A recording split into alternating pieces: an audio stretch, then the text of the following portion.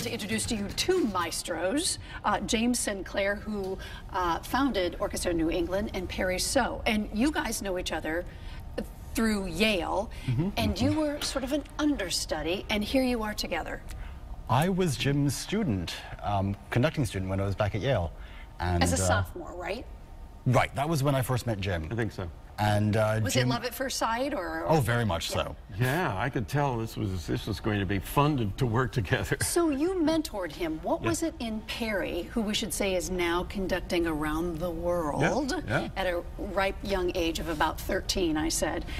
What was it about Perry that you found special?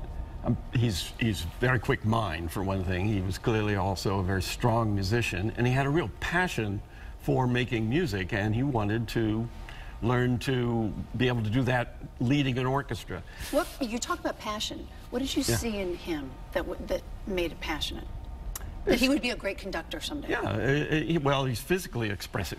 You know, he was good at extroverting his musical thoughts, and what a coach is going to do is try to give you the technique to get those results of what you want to do. We also discovered that we totally loved the same package of conductors. And there were only certain ones that really mattered to us. Oh, yes. And so that was kind of an exciting first meeting together when we go, oh, yeah, we know we're on the same page. All right, so Perry, you grew up in Hong Kong. I did.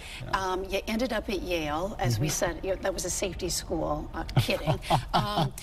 And you played which instruments? So I started on piano when I was, I think, 4 or so, and because somebody in your family was musically inclined? Absolutely. My mom, for most of her career, was a middle school, high school music teacher. So there was always a lot of music at home. I barely remember the first time I approached an instrument. I would kind of go to the piano and bang stuff out, and fell in love. So then I picked up a couple of other instruments, like violin, viola. My high school orchestra was trying to play this very big piece, Strauss's Rosenkavalier Suite, when I was like 15 or so.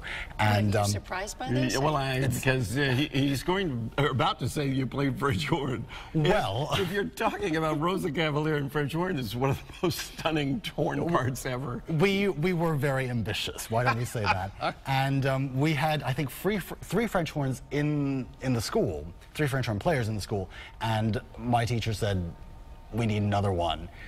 Here's an instrument, figure it out. Come back in 3 weeks. But horns and strings, that's a whole different animal. And you have the same I started on cello and played some piano, but really pursued cello and trumpet. So those are as disparate as his horn and violin and piano story. And we should say you went to Indiana University, which is an awesome music school. I'm from Indiana. So probably the greatest music school in the world. It's awesome. All right, so you're playing. When did you decide that, yes, I can play instruments, but I want to be the maestro? Well, I think the first time I realized that this was a really cool thing to be able to do was sitting in a concert, I think when I was 6 or 7, kids concert with the orchestra, and I just could not take my eyes off the conductor. And you know, often when I do kids concerts, I turn around and I see the kids who are, waving their programs around and their arms around, and I think, that's me. That was how I felt at that age. So I begged and cajoled my music teacher in elementary school to let me conduct my class in a little kind of drum thing that we were putting together at the time. And did you grab a baton to do that? Chopstick. Okay. Next best thing, right? Exactly. Lightweight drumming. Right. My parents always feared for dinner time. But my actually first experience in front of a full orchestra was, I think, when I was 15 or 16. Our music teacher had moved to Australia from Hong Kong in the middle of the year, and the school needed someone to conduct the orchestra, and they said, why don't we just let this kid try it? And it was magical, actually quite a magical experience, because I did not expect other people to do what I wanted them to do. Now, what makes it magical? The magic is in having these ideas about the music, hearing it in your inner ear in a certain way, and then somehow through gesture, through a look, through maybe explaining something to a group of your fellow musicians, hearing that come back at you pretty much the way that you heard it in your head. And there's a kind of recognition, it becomes a conversation musically, which builds on your giving them signals, you're getting back sounds that are going where you want it to go, and you can encourage things. So there's this feedback. Can you tell when somebody in the orchestra is not tuned into you? Yeah. Are you that intimate where, I don't know what the signal is, but you're not getting what you want? Yeah, sure. And how do you overcome that? You stop and embarrass them. Is that how you do it, James? Is that how you do it? Stop and embarrass me. I mean, there are so many ways of because you're interpreting it one way. Sure. They may be interpreting it another way. When the majority of the group, or certainly the majority of the group, starts to like what's going on, and you're liking what's going on, those who might have been last to get it jump on because they feel the vibe, and it builds on itself, and pretty soon you've really got something going. He is good at that. Well, and one of the amazing things I find about musicians in orchestras is that they, I mean, even on a bad day, have a wonderful kind of sixth sense as to what's going on around them, how to kind of help their colleagues into certain interpretations or styles that might not be very comfortable to begin with. And I mean, part of what we do is to make it possible for them to find that kind of groove. And yeah, I mean, it could be cajoling, it could be begging, it could be trying to inspire. I mean, there are a lot of ways that we can try. For those of us who are laymen at this, I see a conductor, but I don't know what you're trying to express to the musicians. So what I'm trying to get at is, what kind of a conductor are you, and what kind of a conductor are you, and how do you find your rhythm? How do you find that? Well, that was really bad what I just did. I feel it comes from the music. I want my conducting to fit what's happening in the music. That is, in not just the function of beating time, but rather of picturing, of really engaging with the music. So I think of conducting as a little bit balletic, that it's realizing the motion that is expressed in the music. So conducting needs to do that. It has to directly express physically the music that's being Give me a little of that. I mean, what does any of this mean? The first beat's down. Follow me here. I'm trying. Okay, down, and then you go in, and you go out, and then you go up. See, and you're down, in, out, so, up. Okay. And you've got 4/4 time, which is a very common time. Well, there you go, it's the timing. All right, do you take those rudimentary things and make it a little different? Well, so I have a confession to make. Oh, good. This is great. I often get very bored in classical music concerts, even though this is what I do. I can sit in a concert and, I mean, it's everything I can do to keep my eyes open. Because you know the music so well, and it's the same old, same old? And sometimes because I find that there's not a story being told. I'm old-fashioned in that I want to know what the mood is, who the characters are, where we're going, you know, whether there's a battle scene going on, whether it's tragic. And so that informs very much the way that I go about trying to interpret music and trying to deliver something interesting to the audience. If I'm bored on the podium, and being easily bored, it happens, then there's no way the audience is going to be able to follow me. Right. So, I mean, at the same time, there's of course the physical side of it, and that is one way of keeping the audience's attention. Have you ever thought about just jumping around a lot? Lenny Bernstein did. Yeah. Right. Well, the problem with jumping around is you might get the audience, but you lose the musicians. Yeah, true. So. Because then it becomes about you. Exactly. Yeah, it's too much demonstrative. All right, so we've been talking about the conducting. Let's watch you at work.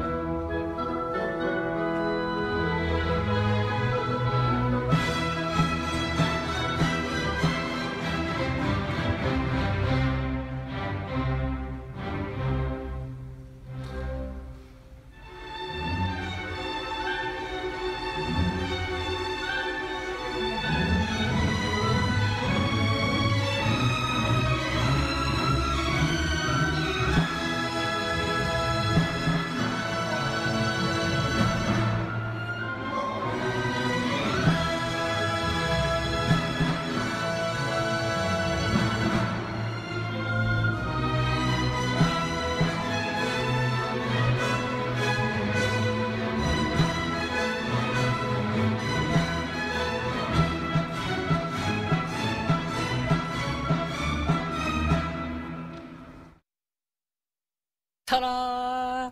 All right, who was that? Those were 18 and 19-year-olds at the Manhattan School of Music, and that was Beethoven's 7th Symphony. Of course it was. This was a rehearsal, I think, not the dress rehearsal, but maybe the one before. And I'm really proud of what they... Terrific young musician. Oh, absolutely. Your degree was in comparative literature. It was. All right, so how do we put comparative literature into music? And I think that they probably go hand in hand. I tend to think so. I mean, it's part of this wanting a story and part of wanting to know how things are put together, how a narrative is put together, how we listen, how we read. That was a pretty central kind of motivating factor for me in college, and in a way, it's really helped me kind of figure out what is important in the music that I play.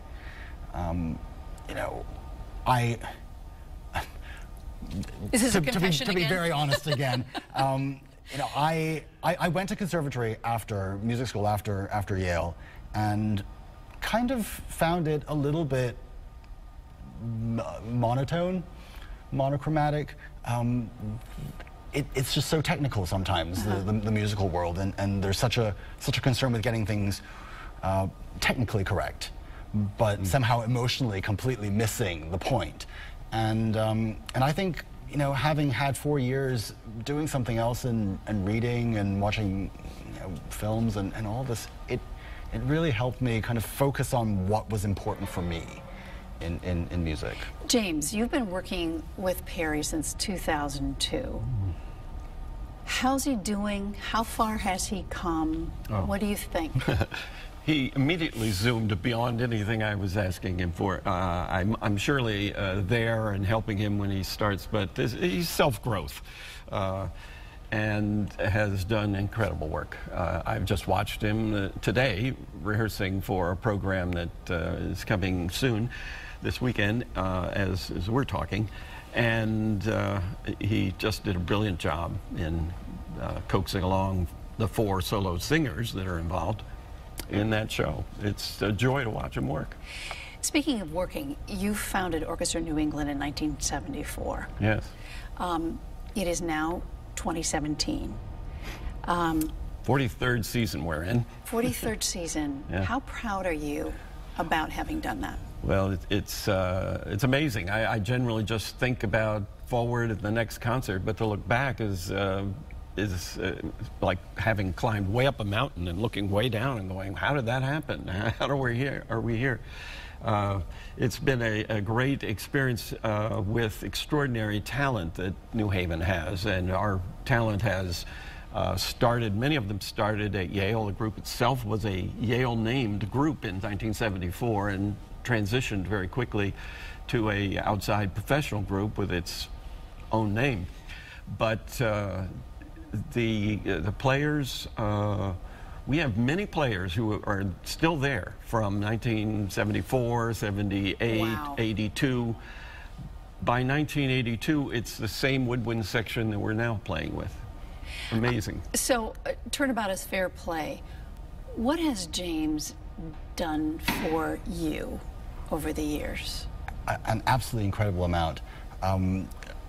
Over the years, I mean, I was his full-time student in a way when I was at Yale, but then in the intervening 12, 15 years, every now and then Jim would come to a concert of mine or we'd sit down for dinner, and I would go away with a broader, deeper perspective into what I was doing. Often a lot of things that really only the people closest to you can ever remind you of, that there's some maybe something that's disconnected or something that you're not really thinking about in the right way.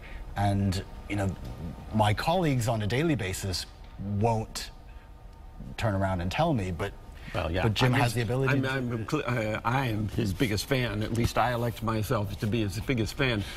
But you feel a responsibility to be also frank and say what colleagues are sometimes feeling politically it's not the thing to do. So I find next to nothing to say to him because I am so impressed with his work. So let me ask you this. Do you write music? And has it been played on stage? So my first kind of dream was to be a composer. And I've heard this said by many other musicians. You know, the more I know the music of Beethoven, Brahms, you know, Led Zeppelin, the less I have the courage to write. And I honestly, I do feel that way. But what I fill my time doing is arranging music by one composer for a slightly different kind of group, just to keep those chops. Do you want to compose for the movies? That would be really fun. I've actually done a little bit of, I wrote some radio jingles back in the day. How did they go? They were about 25 seconds long. So yeah, I mean, did you put words to them? No, I think they were, I wrote like 2 or 3 and they were instrumental. I hope they paid handsomely. just looking for a sound hook that exactly. So have you ever thought about, or maybe you have, writing for the movies? Have you ever done that? I have done a lot of pulling together music and little bits of transition for silent movie. I've done really quite a specialty in accompanying silent movie, but I'm not interested in adding to the vast literature out there something that I feel would be average, that I would write, and I know that they're masterpieces I want to conduct. I'm not going to waste time with something mediocre that I think I might be impressed with and no one else is. Go on. All right, so it's 20 years later, Perry. Where are you? What are you doing? Where are you living? What's happening?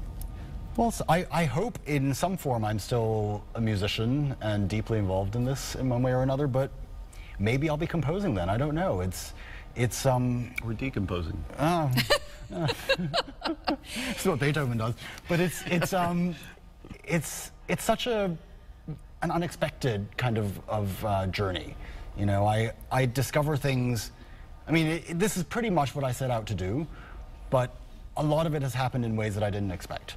So I didn't expect to end up back home in Hong Kong working with an orchestra there. I thought of myself, I think initially, as someone who loved being in the theater, doing opera, doing that kind of thing. And I've hardly done any since I graduated. So who knows, bigger changes might be in store, but hopefully in one form or another, music will still be there. The sky's the limit. And I'm going to end with this. What is the most fantastic time you have had conducting? What country was it? What was the venue? Oh, wow. Was it Austria?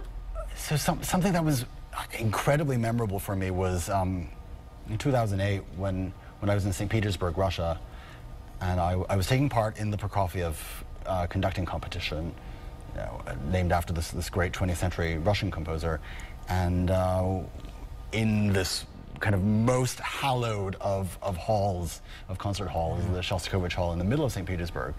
And I was in the finals, and they put up a portrait of Sergei Prokofiev right by the conductor's podium, just to remind you who had been there before you. Right.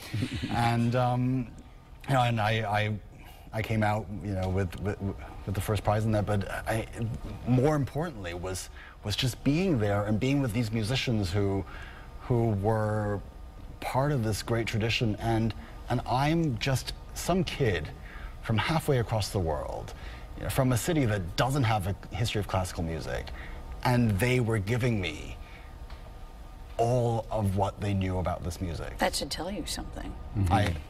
Same question to you, James. Oh my. Go Here back I'm into that listening to him, didn't even Rolodex. think. I've done about 700 concerts with Orchestra New England, so they are piled up now. Actually, somehow I was thinking of Europe and thinking of great halls and thinking of doing an all-lives concert at the Concertgebouw in Amsterdam during the country's bicentennial, in which there was a great interest in American music, and Charles Ives is an American composer that I'm a specialist in. So that was an amazing experience, being on a podium that Gustav Mahler and Lenny Bernstein and everybody great has been on, in one of the 4 acoustic masterpieces of the world, the hall. It's amazing to be in really historic places like that. Well, Perry, James, Thank you so much for telling us about your music, and we're looking for huge things from you, and you've already done huge things. There's more to come, so and he will be doing yet more to come. Yeah, so stay connected, and your friendship is just awesome. So thank you very much. Music's the center of a great deal of love. Sure is. Thank you. Thank you, Anne.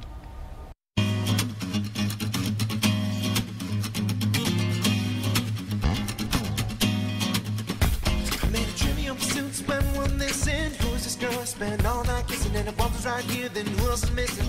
Got a little sidetracked if I'm so wishing I could find the keys to the door, but it's also a metaphor. Things keep locked in the grocery store of my mind. Just the same time, I skip right ahead to the last ride. The harder we look, the less we can see.